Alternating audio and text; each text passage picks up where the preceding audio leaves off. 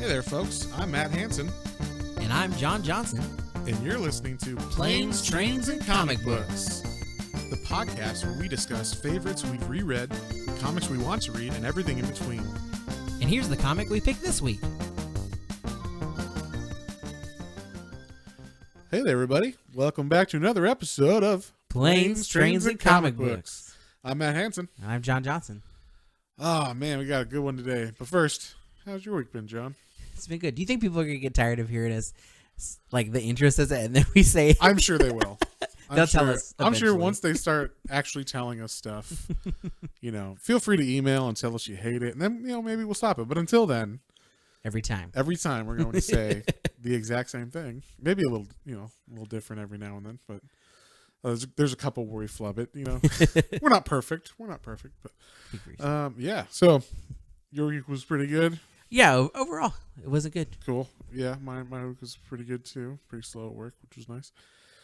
But it gave me plenty of time to read this book, which is Hellboy: Seed of Destruction, which is the first volume of the trade paper, or I guess the first volume of Hellboy ever.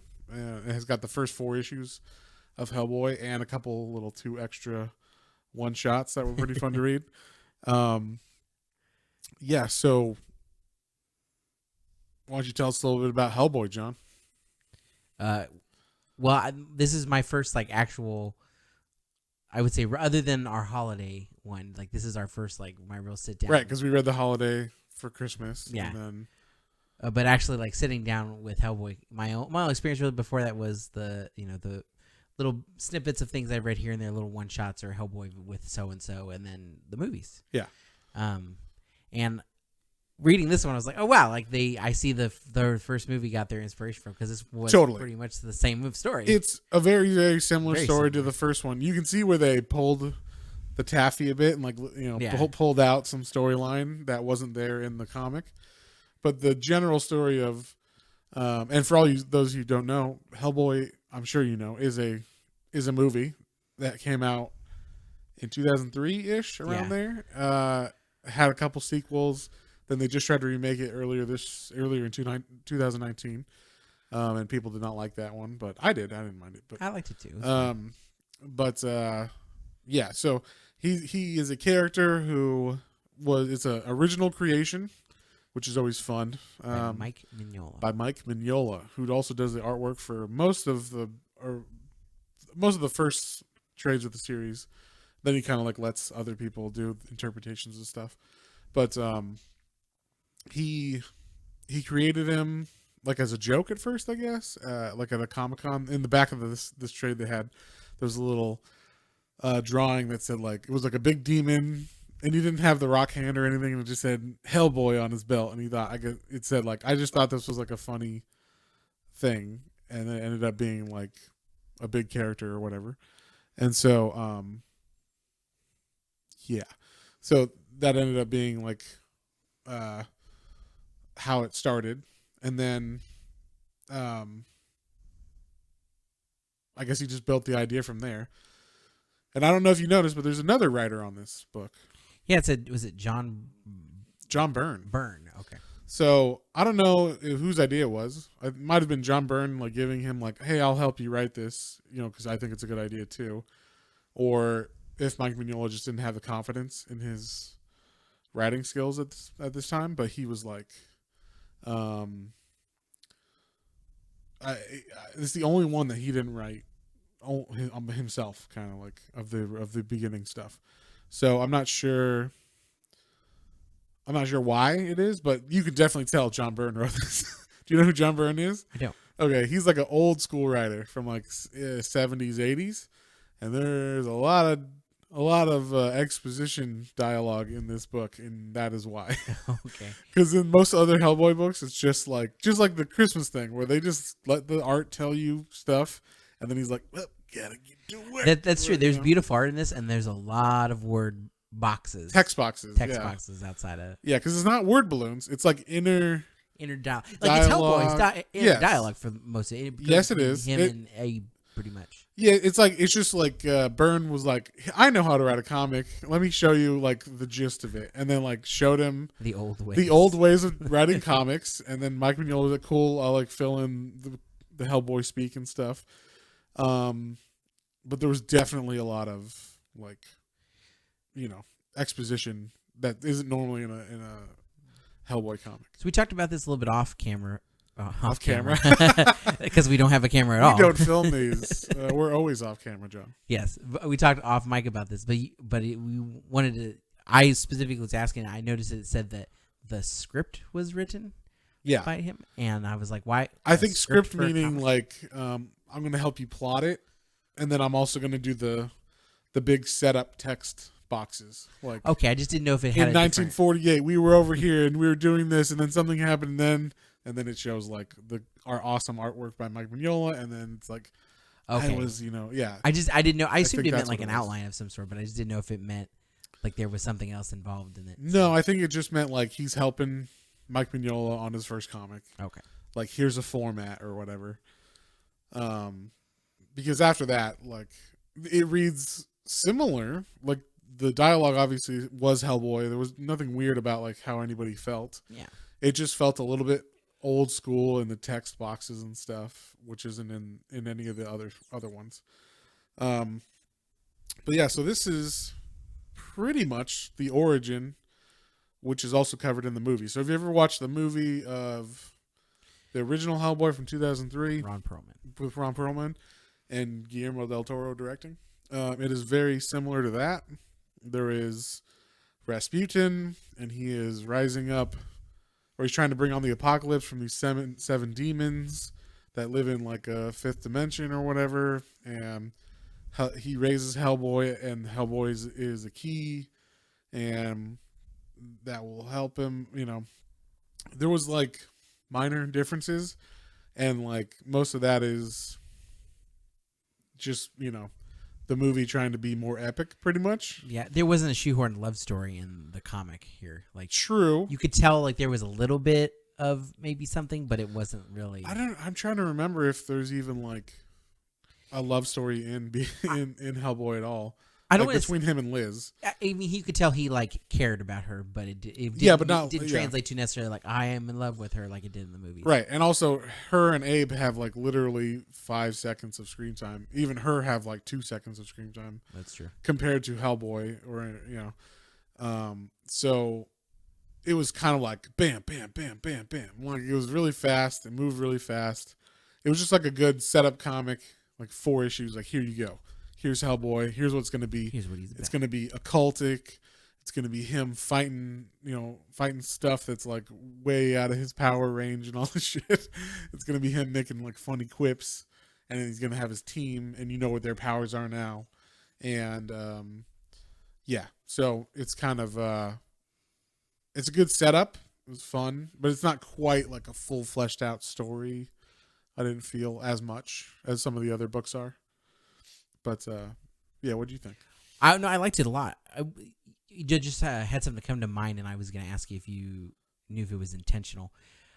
So in the movie, he's fighting, goes up against Rasputin, and then Rasputin is also come about and is helping the Nazis, like in the beginning of the story as well. And I just wanted to know if you knew if that was something that Mike Mignola thought up, or if that is something that is maybe. From what I understand, everything is like purely Mike Mignola as far as like the idea of how everything happened and whatnot. Okay, I think it's a funny like trope in comic that you see is like everybody's gonna fight somebody, and it ends up. I mean, I don't know if it was back when he made it though, because it was 1994. Well, yeah, but I mean, like all of like. Yes, I mean, I think this could be. I think this could be him going like, I'm gonna bring back, kind of like I'm gonna bring back. Okay, we got Rasputin, who's like a weird mystical Russian character. We got, and the main bad guys are Nazis. Rasputin and anything else. That's right. true. So then the main bad guys are like Nazis in the movie, but not in the comic. In the comic, they're like just pawns. No, they're Nazis. I know they're Nazis, but I'm saying they're just pawns. Like they're not. They're not the big bad like they are.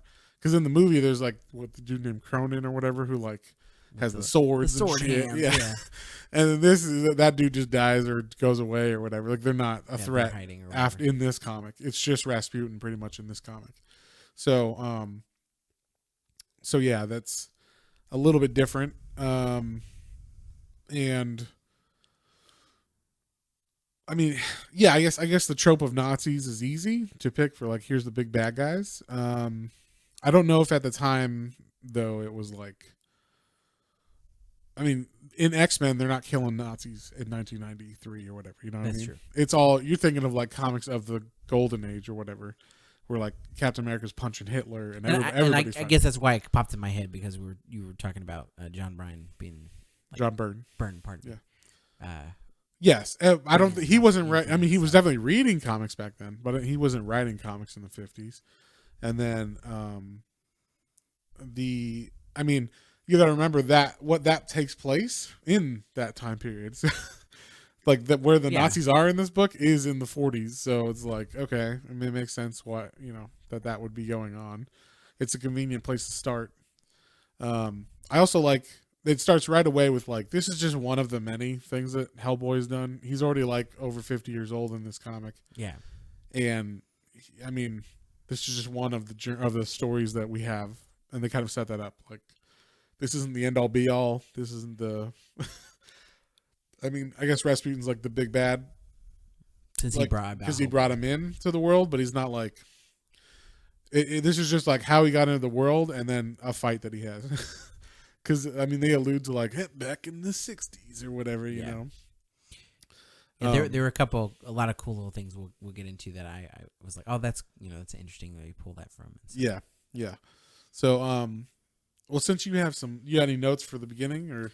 Just mainly, so it starts off, like you said, it's in 1944, and there's, like, a bunch of soldiers and some of the main characters that are like associated with Hellboy are waiting in I think somewhere outside of England, and there's like some place that they're watching Nazis that they found out are trying to like resurrect the dead. I was actually confused on this. I was like, wait, because they're in some town that has like a haunted area, and they're like, oh, this is where it's going to be. But then it ended up being at Stonehenge where the main thing was happening. Yeah. Like, because they found out, I guess the Allies thought it was going to be just this one place, but then too late they realized there's two places it could happen, and they were in the wrong one, and one of the places was Stonehenge, and that's where Rasputin and all the Nazis were, and they raised Hellboy in the place where the Allies were from Stonehenge. Yeah.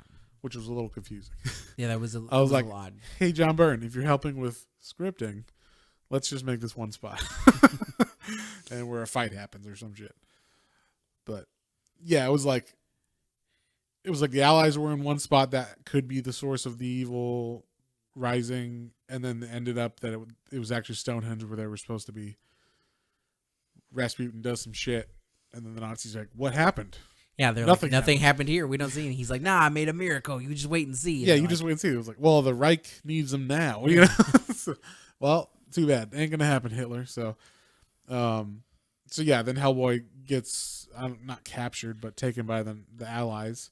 They take him, but they kind of sense like the main guy who becomes like his caretaker, Trevor Broom, right? Just call him Broom. We'll call him Broom because you can't say I wouldn't even try to pronounce his actual name. Yeah. It's German. Yeah, because he's kind of like he doesn't seem to be like everybody's like he's a demon looking thing, and he's like but he looks like a boy. I would like that. That was the specific. He looks like he's from hell, and he's like but he looks like a boy. Yeah, that's true. I thought it was funny that a little bit later on in the comics, there's an old lady who calls him Mr. Boy. Like Hellboy, true. Like his proper last name was Boy, which I thought was funny. Who is the Torch of Liberty? Torch of Liberty is kind of supposed to be like the first Captain America kind of character, but in this Dark Horse world, because he's not really in the story much. There's only one thing that Hellboy said Torch of Liberty gave him like his main gun or whatever. Yeah, and I was like, oh okay, I guess it's kind of significant, but not enough to where he sticks around. Yeah, and I've never seen anybody do like a spin-off of him in the comics or anything. So okay. I don't know anything other than what's in this comic about Torch of Liberty. But so Rasputin does this. Hellboy gets brought into our world, but to the Allies' side because they bring him back in the other place where the Allies were. So then it kind of cuts forward. and you cut to the Hellboy's dad, Professor Broom, and he's like, Hellboy, I need you to come here or whatever. And apparently, this is also something they could have just shown right away. They could have shown the battle. They could have had Hellboy be raised like in the movie, like in the same spot as the Nazis, and then the Allies could have fought him and got Hellboy, and then, they could have had that battle. I don't know why they didn't, but maybe because it was like two would have been too many pages in the comic, and they're like, we just need to get to the main storyline of this main story. Like they're just trying to do a fast, like here's how Hellboy got here, and then a fast, here's the setup for the story, and then then the story. So they did the fast how Hellboy got here. Then they in the setup for the story, they just had like Broom sitting there in his office and being like, "Oh, Hellboy's on his way," and he's like, "I'm coming, Dad," or whatever, and then or "I'm coming, Dad," and then I don't know what Hellboy sounds like, so I can't do it, but yeah, Professor Broom's sitting there, and he kind of like flashes back to like him walking in the snow and him like thinking to himself like he needs to know this before I go or something like that. I can't remember. Yeah, he's like trying to remember some kind of expedition that he went on. Like, yeah, it seemed like it was like 10 months prior. Yeah, it wasn't that long ago. It wasn't that long ago, but it took him a while to get back because it was just him on his way back. So. Yeah, and somewhere in the Arctic, there's like old ruins and some like creature looking. Yeah, and Rasputin was sitting there underneath him that looked like a statue, but it was actually Rasputin. And I guess that awakened the power and everything. Like it awakened Rasputin, like him touching what he thought was a statue, but it was Rasputin. And then Rasputin awakened the frogs. And the frogs are like, if you've seen the movie, Samael is supposed to be the frogs in this book. So yeah, and they start off as cute little frogs. They keep seeing frogs, and then they turn into like big creepy frogs. I don't know if I think the frogs are just omens, like the actual little frogs, and then the big frogs mean like the big one's coming or something. And then the big one comes once the little ones show up. I don't think the little ones actually turn into frogs. I don't know. Did they show them actually turning? I think one of them did look at like it started to. Like, oh, okay, okay, maybe I missed that. But yeah, so it's just like right when Hellboy gets to the office, like Broom was thinking about this trip and like showed Rasputin wake up or whatever, and then all of a sudden he sees frogs. And then you hear like, or whatever. And then like Hellboy went and is like, Pops, what's going on? He's like, frogs! Yeah, there's frogs He's everywhere. Like literally, like the panel was fun. Is his face like wide-eyed, like, frogs! Yeah. And then so he, then he like gets his dad's hand or whatever, and his dad's all in shadow, and he pulls him back, and he's all like covered in all these crazy lesions or holes or whatever. Marks. Yeah. And so that makes it like him paralyzed and dead, I guess, is what it is. And so now he's got to figure out who killed his dad, which is similar to the movie. Yeah. He pulls his dad in, and it's covered and stuff, and then he goes into the room where his dad was pulled into, and he ends up fighting one of the little frogs. That's where it is. He turns into a big frog creature. That's right. And then they start beating the crap out of each other. And one thing I liked about this that was a little cooler was that like the frog's tongue has the things that cause the lesions and burny things on him, and it attacks Hellboy, and it wraps around his left hand, and he's like, that really hurts, and it's numb, son of a bitch. Yeah. And then he's like, that's okay, I'll use my right hand because I don't feel pain on that hand. Yeah. Like they kind of like he had a little bit of back. They have to set it up so what. Like, I don't know why I have this, but hey, it's cool that I can use it to my advantage. Yeah. So that's like the first big fight is him fighting that frog thing of his dad. He beats it pretty handedly. There was the first like, son of a bitch. But if in Samael or with Samael in the first movie, he has that tongue thing, but it like injects babies in you, doesn't it, or something? Or like something like that. Something like that. There is definitely a egg laying thing. Yeah, there's some liberties. They went into. Yeah, they did some liberties for sure, but not in a bad way actually. I thought the movie did pretty good, like translating that into an interesting character in its own. And a lot of the stuff in the movie was wasn't CG. It was like physical animatronics. So that's cool. Yes, I always appreciate that. But anyway, as far as the comic goes, it was cool when they're fighting. I really like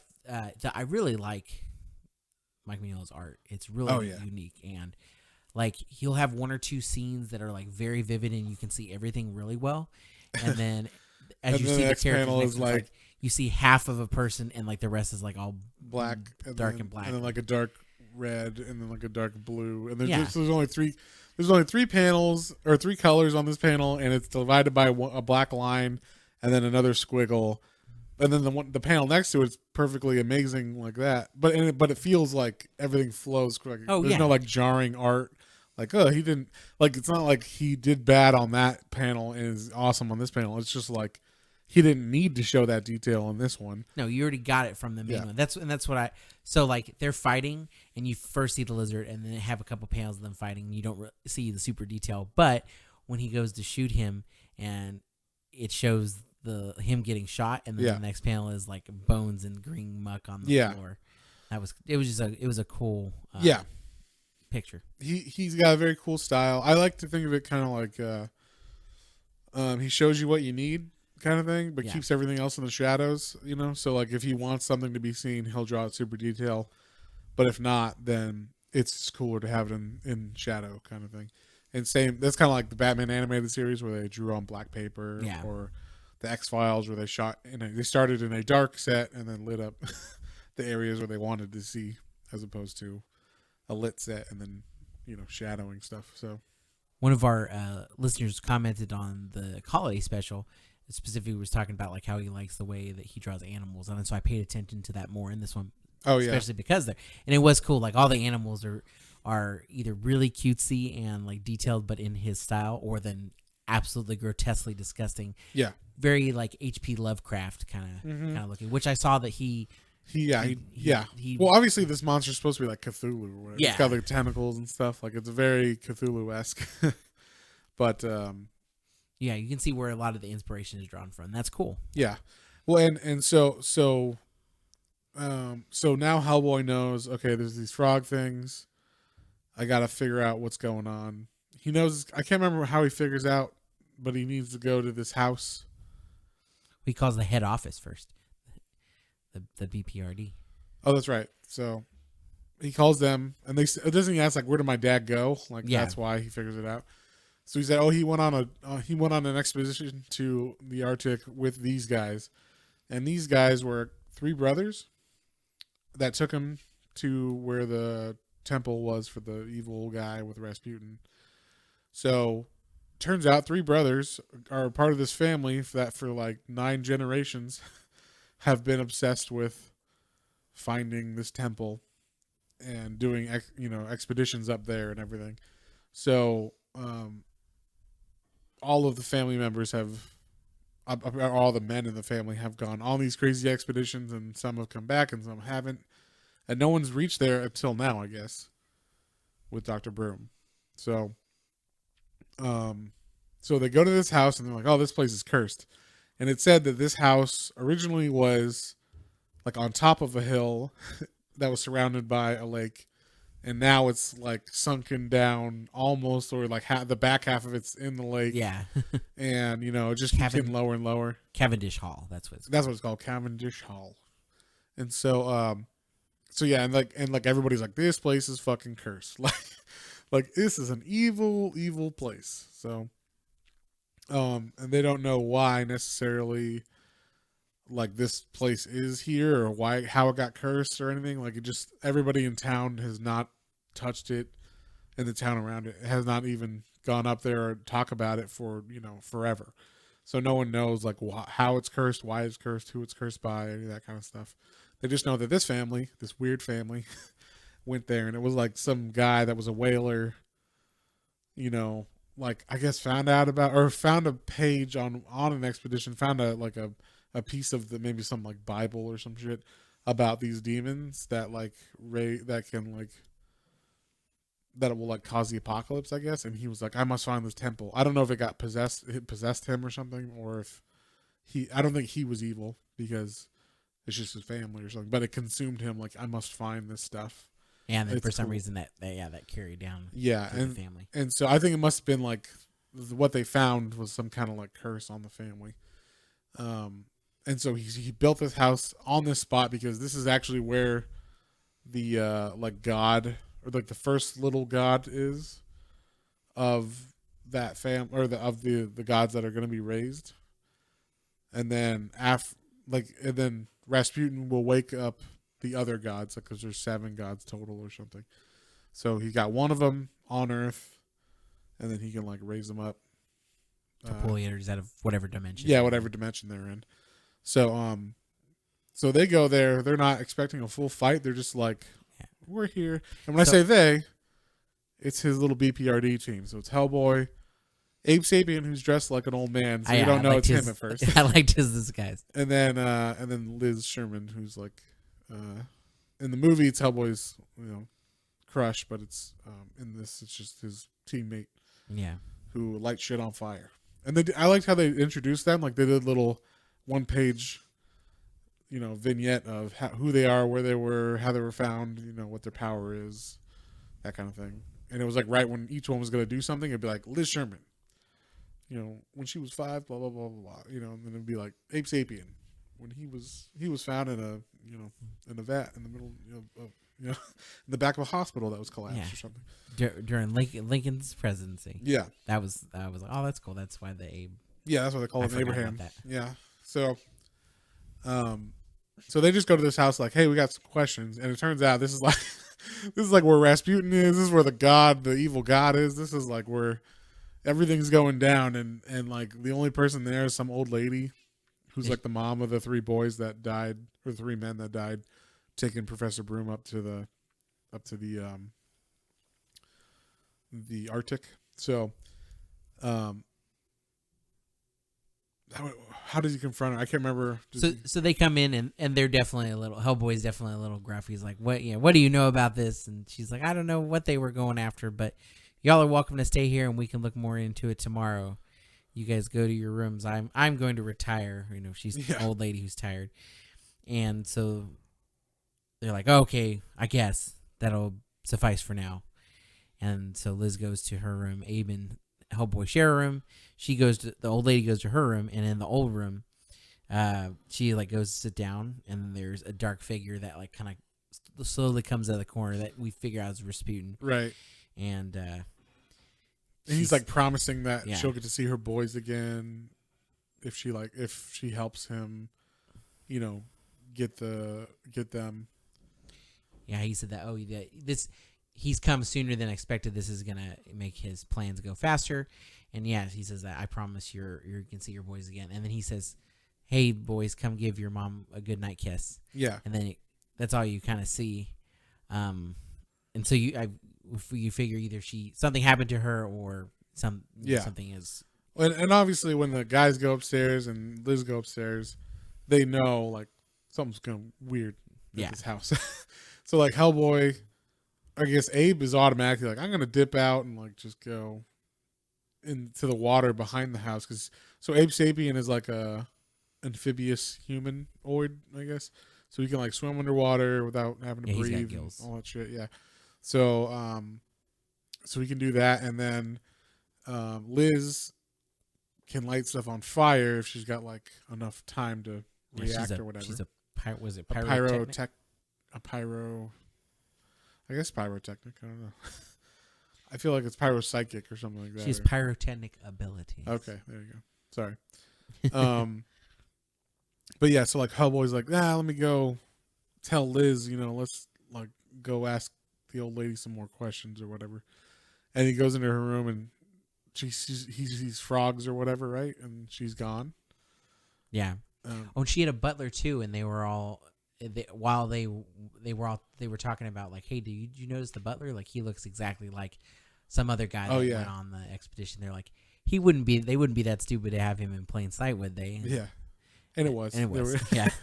I think it's because they weren't expecting him. They just thought he's gonna be, Hellboy's not gonna be here yet, so why bother hiding this dude? And then he shows up, and it's like, oh fuck. But so that was actually the youngest son, I guess. That was the butler. Yeah. And then so Hellboy goes back down after Liz is missing, and Abe's jumped out of the back of the house. He sees the bunch of little frogs like right around her room, and he busts in, and she's gone. Just her, like I guess she was gonna light a cigarette or something.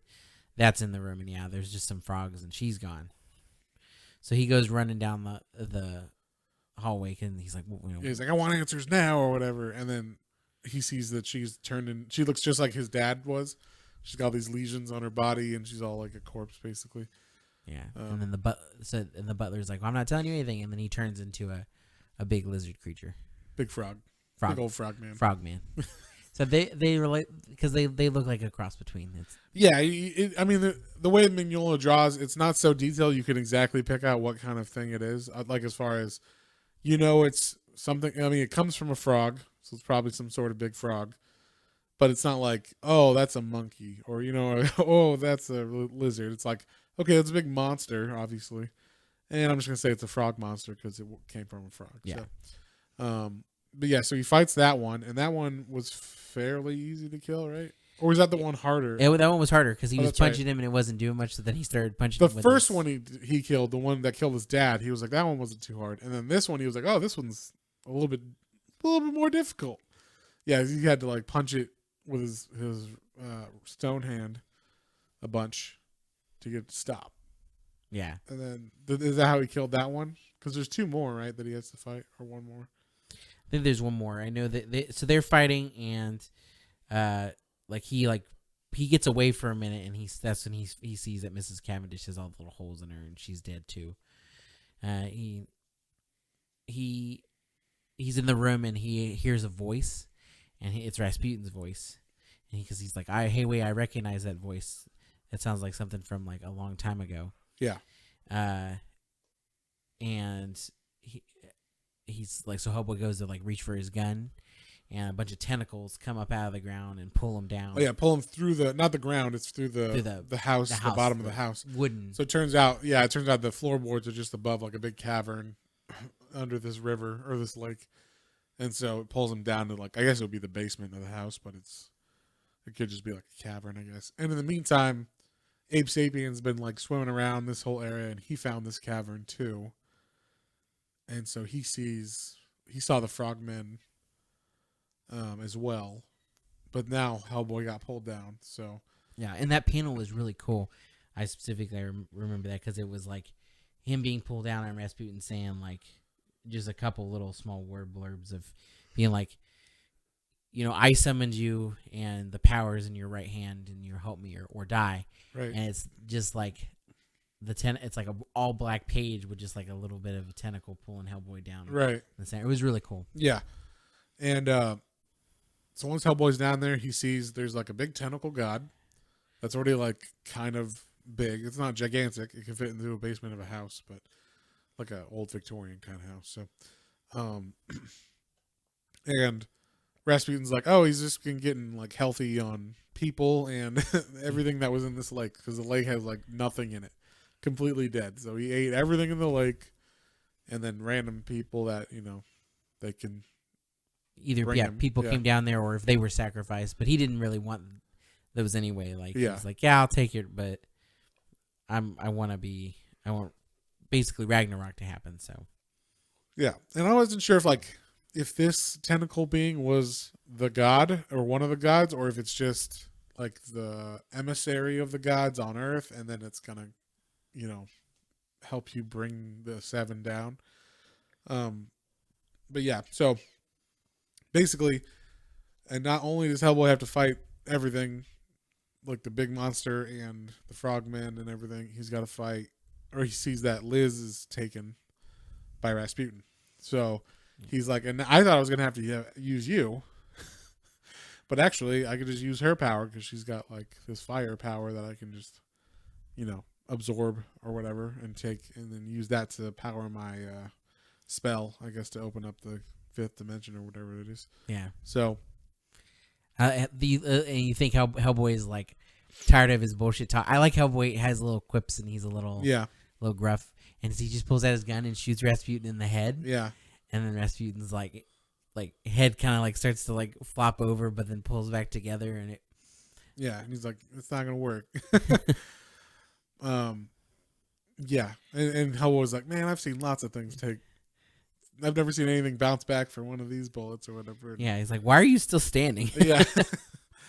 And then what? Hellboy has to fight. Is it the Frogman again, or is it the big tentacle monster? It's the big tentacle monster. That's right. So, he's fighting that thing while Rasputin's doing the spell and whatnot, and he's getting the shit beat out of him by the tentacle thing. He's not very. No, and this is one of the cool things that I specifically that kind of gave you more of his backstory a little bit, that he's been around for a while, because he said that he was really surprised at how bad he was getting the shit kicked out of him. Yeah, because he had all these talismans in his pockets. Yeah, from all corners of the world, and they're supposed to like help protect. Yeah, they're supposed to like ward off or like evil and stuff, and they weren't doing anything. Why is nothing working? Yeah, some of this should be doing something. So. But yeah, so he's fighting this thing. None of his normal charms and stuff do anything. Yeah, all while Rasputin is doing the like ceremony and also telling Hellboy like, give up and join me, or I'm gonna take you out of this world. I brought you when I can take you out. Yeah, and so in the meantime, though, you see like this dude appear, and the dude is. He's like the original guy, like the original dad, like the great granddad that was the whaler. Yeah. He kind of appears on the stairwell. He appears in the stairwell with Abe Sapien, because Abe was like Abe had gone down into the water. Yeah. And found that there was nothing there. He was like, oh, weird. There's like nothing is alive here, but like I feel like there's been death here recently. Like, yeah. It's weird. And then he stumbles into a cavern, and he stumbles into the body of I guess the first one. Of the great yeah, and then like you just kind of see the panel, like the eyes light up and the panel goes black. You don't know what happens. Yeah, you don't know what happens. So he appears with Abe Sapien on the stairwell, and like it's like he's behind Abe. So what they insinuate later on is that he had like possessed Abe's body. Yeah, but I guess because it was hard to show that in the comic back then. They had to show like there's the guy behind Abe, like he's the puppeteer kind of or whatever. Yeah. And so what while this is going on, so Hellboy's fighting, he's losing. It's not looking too good for Hellboy. Liz might die from Rasputin taking all her power to open up these gates, and Rasputin's doing this big all cosmic spell where he's like saying all the demons' names, and he's like, "Come on," and it's cutting back and forth to them. And it's cool because the demons look like, and they did a good job in the Hellboy movie of like showing what they look like. But so if you've ever seen the movie, it's very similar to that. But like these big chunks of either rock or ice crystals in space, in like a space vacuum kind of, setting. And they're like just floating around and like bumping into each other and shit. And then like in the movie, they're more like ice. Because then once he starts doing the spell, they start to break apart. And you can see they're like big tentacle monsters inside of that. But in the comic, they were more like opaque, so you couldn't see through them. They were like more rockish, I guess. But I assume it was like the same thing inside of them. Like they're gonna start breaking apart soon as they come to Earth, and then all of a sudden there was a harpoon right through the middle of Rasputin, and so I guess what happened was Abe Sapien's possessed body just threw that harpoon right into him, took him out. Took Rasputin out. Yeah, like they're all this like the energy and stuff starts spewing out of him. It was a really cool, bright. Yeah. For dark and grimy as it is, it was very bright. And I think obviously Hellboy shot him in the head before, and that didn't do anything. So why would a harpoon hurt him now? But I think the idea was he had taken so much of Liz's energy that he wasn't able to contain the energy once he was like speared through. Yeah. And so then that energy from her like burned him up or whatever. And so then everything's finished except Hellboy's still fighting the big demon. And he's like, hey, wait, I got a grenade still from like the last thing I did 4 years ago or whatever. And he just like finds it in his pocket. Yeah. Like, oh, hey. Yeah, check out this grenade. So then he throws it in the monster's mouth, and then monster explodes, dies. And he's like, it's a hard day's work or whatever the fuck he says. Something quippy. And then Oh, he said, "Gonna be sore in the morning," which Yeah. he says that in the movie, which I thought was fun that they did that at the end of the movie. Right after he blows up the bad guy in the end of the movie, he's like, "Gonna be sore in the morning." So, so I was happy that they took that from the book. And then yeah, so that's pretty much it. Then it just wraps up. Yeah, for the most part, though, there was a couple more quips. Like Hellboy told Rasputin to go to hell when he was on. He's like, "No, hell's coming or here." Yeah. Yeah, and then the one of the panels I thought was interesting when like the creatures were starting to break through their things. Like it showed like a spaceship and some alien creatures in the spaceship. Like, oh man, what's going on? Oh, those whoever's doing that on Earth must be crazy. Like it was just kind of like some space cops or something. Yeah. Like, that's crazy that they're doing that. I ain't touching that. I ain't touching that shit. It was a weird. Yeah. It was weird. Maybe it was like maybe he was intending to have some kind of, extraterrestrial thing happen later on or something. But as far as I know, that never goes anywhere. Like you don't see those guys again. But that's pretty much it. It wraps up and we're done. Yeah, there's a Rasputin's dying. The creatures come. Hellboy's fighting the creature. He blows it up. Yeah, and then it's like, well, good. That was yeah, that was crazy. Liz and Abe don't remember much because Liz was knocked out and Abe was possessed. So they're like, oh, was that hard? Yeah. How did you? Hellboy's like, Hellboy look at Hellboy. He's totally beat up, and they're like, oh, I guess you had a hard time. He's like, yeah, par for the course. Whatever. Yeah, so, their banter is fun. Yeah, and then there was a little cliffhanger panel. There's like a castle in the middle of I don't know where, and it shows like some Nazi symbols on the wall, and then the three people that were like, I guess with Rasputin back in the three main Nazis frozen in ice or something, and like it cracks or something like that. They're coming out to help or something. Like you could tell the story is like to be continued. Right. Bum, bum, bum. So yeah, that's the first Hellboy trade. First story. There was two little stories at the end of this. I don't think we need to talk about them fully, but there was I guess they were like the leading up to the first issues of this series. I wrote down the one is from 1993 San Diego Comic-Con. It's the first like little strip he did of Hellboy basically. And that's Hellboy fights a giant.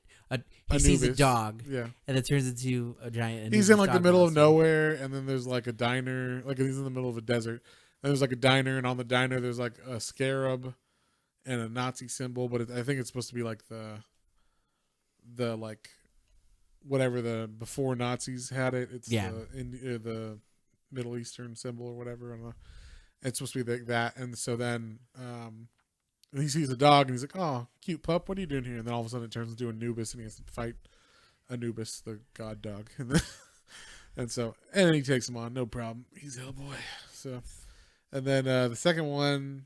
What was that one? It's the guy there's like a guy with a Nazi symbol carved into his forehead. This one is so this is like the most fun like sci-fi weird adventure from the 50s kind of storyline.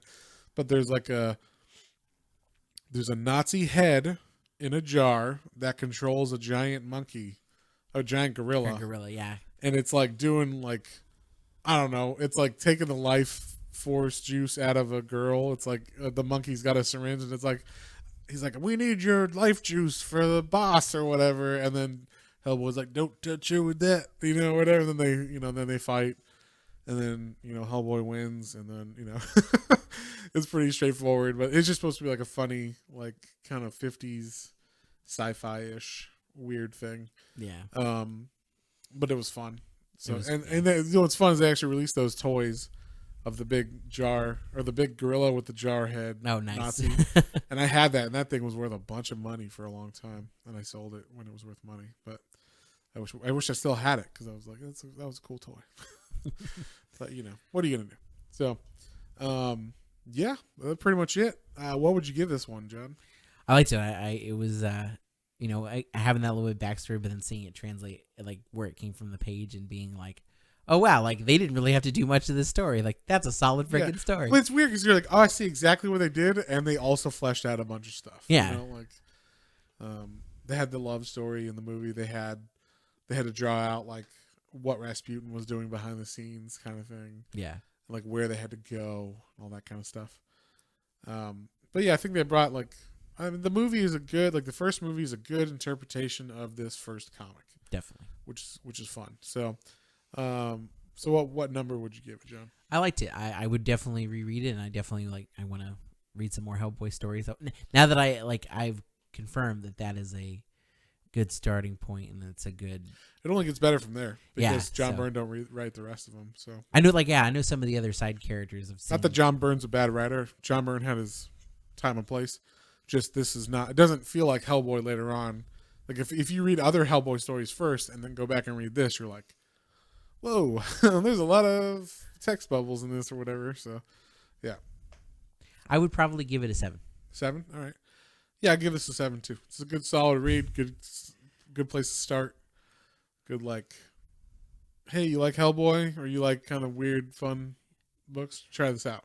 Well, that's why I kind of said this beforehand. That I feel like Hellboy was written for you. For me, yeah. You like Russian history. You like yes. Kind of occulty horror elements and things a lot. Yeah. Well, you know what's funny is I was telling John this before we started, but so I never read Hellboy before I saw the movie Hellboy because the movie came out when I was in high school. And at that time, I did not read comics. I liked the idea of comics, and I liked Batman and stuff from the animated series and all that. I just never... I lived in Hawaii, and there was no comic book store in Hawaii. So, ergo, no comics. And so so I just... I went to go see the movie. Didn't know what it was. Didn't know it was a comic book character or anything. Just cold. Go see it. I was like, this movie is fucking awesome. It's a fun... smart aleck, main character who's occultic. There's spells and weird shit. It's Russian. It's all this weird stuff I was into. And yeah, so it was right down my alley. And I told everybody, you gotta see this movie. And everybody else was like, this is a fucking weird movie. I'm like, no, it's a perfect movie. It's great. Even my wife, I made her watch it and she was like, this is a weird movie, Matt. And I'm like, no, it's fun. It's a fun movie. You're weird. You're the weird one. So, but yeah, when was the first time you saw the movie? I think I probably saw it with my parents. Oh, that would be a weird one. At the time, my folks really liked it. I would say, yeah, they might like it back then. Yeah, they're not as so much into occultic stuff. We'll say pop culture stuff now. Oh, okay. But they definitely liked it at the time, and. Yeah, because I remember my dad going around being like, "Oh man, I like Ron Perlman and Hellboy." Blah blah blah. Yeah, I'd say the only thing you could take out of the movie and be I'd be fine with that would be the love story part of it. They could just make Liz, a badass or whatever. But yeah, but yeah. So great book, good read, great art. Read. Yeah, I definitely like that. And the good thing about it is all the Hellboy trades. There's no overarching storyline. There's no you can pick it up 70 issues of Hellboy. You can pick up a trade, and as long as you know that Hellboy is, if you read the first trade and you know what he is and who Abe is and who Liz is, you can pick up any other Hellboy trade, and they're always just 4 to 6 issues long. That's awesome. He never does long runs. It's all just here's a 6-issue story arc. Here's another 6-issue. That's super story fun. Arc. Yeah, so all of them are self-contained. They all wrap up their storyline in their trade. Nice. So it works really well for someone who,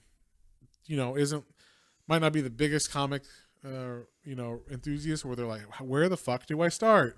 And, is it Batman issue 1? It's that's not the original one. That's the one from last year. So, that's actually Batman 786. And you have to, it's this big thing. You got to figure out what issue you were on. So this is, whatever Hellboy is, if you start on issue 1, it's one of that storyline.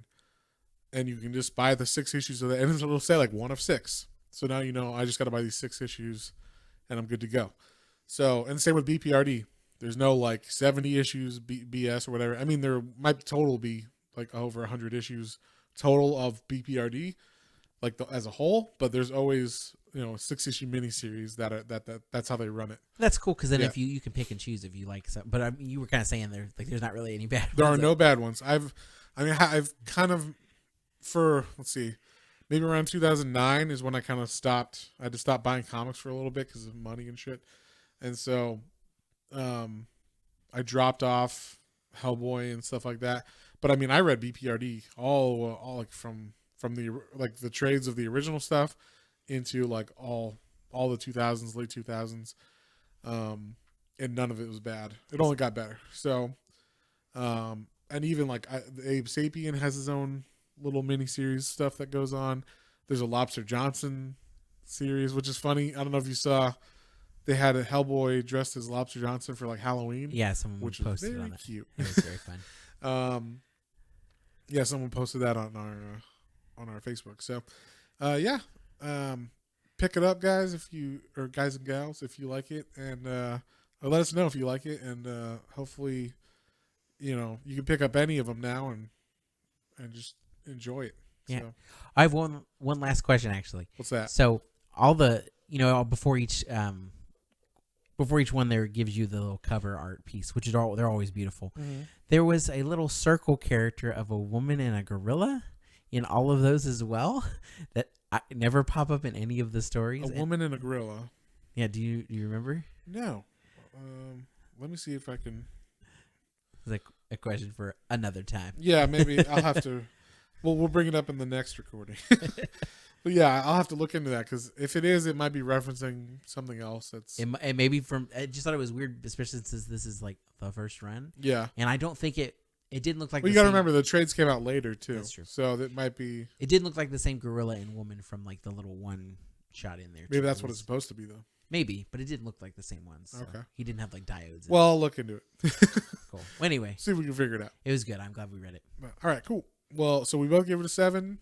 Sounds good to me. Yep. Everybody else, have a good day. Have a good week. Have a good whatever. We'll catch you next time. See you. Adios. Bye. Well, folks, hope you enjoyed that episode. If you did and you'd like to follow us on social media, our Facebook is Planes, Trains, and Comic Books, and our Instagram is @Planes, Trains, and Comic Books, all one word. And be sure to like, share, and subscribe for more recommendations to add to your weekly pull list. Thanks for listening, and we'll see you next time.